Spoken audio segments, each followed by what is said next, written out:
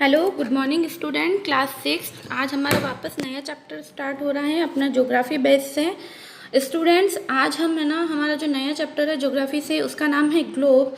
Globe के बारे में तो स्टूडेंट्स आप सभी जानते ही होंगे कि ग्लोब हमारे पूरी जैसे धरती के नक्शे के बारे में बता देता है, पूरे वर्ल्ड के मैप के बारे में बता देता है कि मैप जो होता है, वर्ल्ड जो होता है, अर्थ जो होती है वो हमारी किस टाइप की होती है, किस तरह से उसका शेप होता है, किस तरह से वो राउंड करती है, किस तरह से उसके north poles, south poles, east west poles होते हैं। हर एक देश विदेश हमारी एक्सिस, हमारे ओशियन, सी, रिवर्स वगैरह जितने भी होते हैं ना, हर एक चीज़ को दर्शाने के लिए या बताने के लिए हम मैप का जिस तरह से हम मैप का यूज़ करते हैं, तो दैट इज़ मैप को हमने अर्थ के परफेक्ट शेप में देने के लिए ग्लोब का यूज़ किया होता है। ग्लोब से हम हमारे पूरे वर्ल्ड को देख सकते हैं, वर्ल्ड की हर छोटी से छोटी चीज़ को, उसके शेप को, अर्थ किस तरह से मूव करती है, किस तरह से रोटेट करती है, दैट इज़ है ना, सारी चीज़ें हम आज इस चैप्टर में रीड आउट करेंगे। तो मैं आपको ये अपने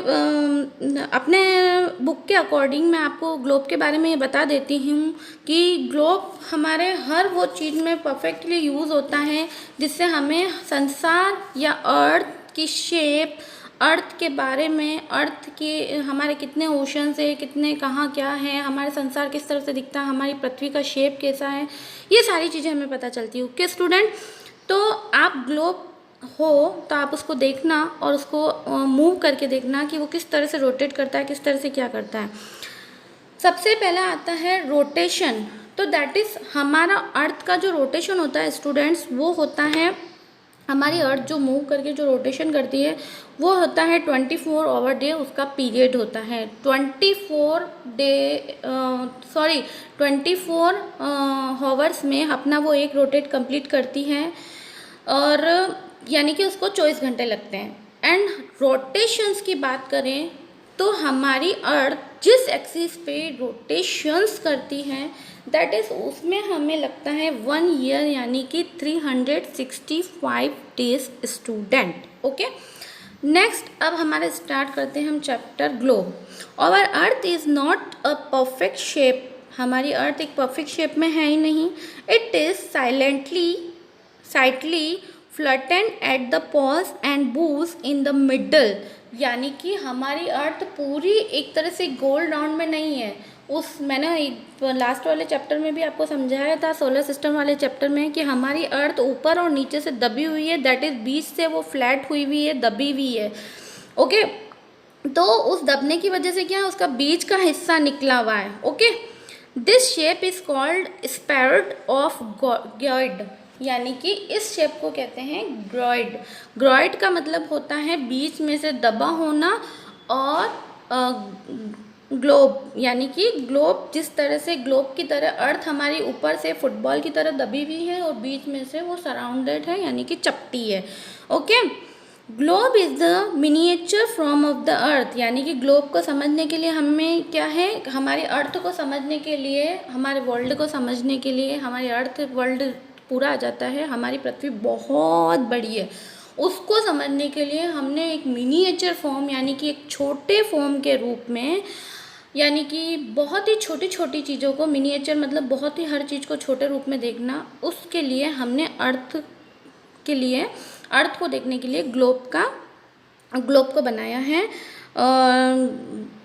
it may be a virus size of type, it can be rotate as the potter wheel, यानी कि एक ये इस तरह का पहिया है जिसको हम रोटेट करके हर एक अर्थ के ऊपर जो भी कंट्रीज़ बनी हुई है, जो भी ओशंस है, जो भी सीज हैं, जो भी समुद्र हैं, जो भी रेखाएं हैं, लैटिट्यूड्स है, लॉन्गिट्यूड्स हैं, ईस्ट वेस्ट साउथ पोल, उससे हम हर चीज़ का अर्थ का पता लगा सकते हैं, और ये एक व्हील की तरह पॉटर करता है, रोटेट करता है। ओके, देन आपने देखा होगा उसके ऊपर से एक बीच में से एक निडल आती है जो भी तिरछी जाती है, यानी कि वो दिखती तो रोटेट करती हुई है, लेकिन वो जो ग्लोब में फिक्सिंग होती है वो तिरछी होती है हमारी, जबकि असल ज़िंदगी में क्या होता है, हमारी कोई अर्थ के वहाँ पर कोई ऐसी रोटेट करने के लिए सुई जैसी चीज़ नहीं है जो उसको एक फिक्स एक्सिस में घुमाए। ये एक सेल्फ है वो अपने आप में ही अपने एक एक्सिस में घूमती है, लेकिन हमें ग्लोब में ये सब चीज़ समझने के लिए एक्सिस बनाया गया है। Countries, continents and oceans are show in their correct size in the globe. हमें ग्लोब में क्या होता है, परफेक्ट साइज में ये सारी चीज़ें देखने को मिलती है। हम कंट्रीज़ को भी देख सकते हैं, हम ओशियंस को भी देख सकते हैं, हम बड़े बड़े महाद्वीप, महासागरों को सबको देख सकते हैं। ओके, एंड ये एक फिक्स एक्सिस में मूव करती हुई नज़र आती हैं। ये जैसे कि मैंने आपको डायग्राम दिखाया है कि इसमें किस तरह से ये मूव कर सकती है, किस तरह से क्या हो सकता है। साइड से इसकी जो एक आर पार एक निडल होती है वो दिखने में तिरछी होती है, लेकिन असल ज़िंदगी में ऐसा नहीं होता है। लेकिन हमें ये चीज़ शो करनी पड़ती है ग्लोब पे, उसको एक फ़िक्स रोटेशन में। आप ग्लोब को कभी घुमा कर देखिएगा स्टूडेंट, वो एक फ़िक्स निडल तिरछी होती है, लेकिन ग्लोब एक फ़िक्स एक्सिस में घूमता हुआ नज़र आएगा। ओके, इसी के साथ आपको एक चीज़ और बता देती हूँ कि ग्लोब जो है वो इक्वेटर पॉइंट होता है। ओके स्टूडेंट, इक्वेटर पॉइंट होता है और इसमें नॉर्थ और साउथ पोल्स होते हैं जो कि हमें ये चीज़ें दिखाने में होते हैं। प्लस इसके बीच में भी एक सेंट्रल लाइन होती है और इस सेंट्रल लाइन ये 90 डिग्री पे होती है जो ग्लोब को 2 भागों में डिवाइड करती है। ये सारी चीज़ मैं आपको आगे के नेक्स्ट टॉपिक में समझाऊंगी, जो कि हमारा लैटिट्यूड होगा। और ये 90 डिग्री पे होती है इसका नॉर्थ पोल, और इसका जो डिग्री बनाती है वो भी 90 डिग्री से बनाती है, और इस जो नॉर्थ पॉइंट को बनाती है उसको नॉर्थ लैटिट्यूड कहते हैं।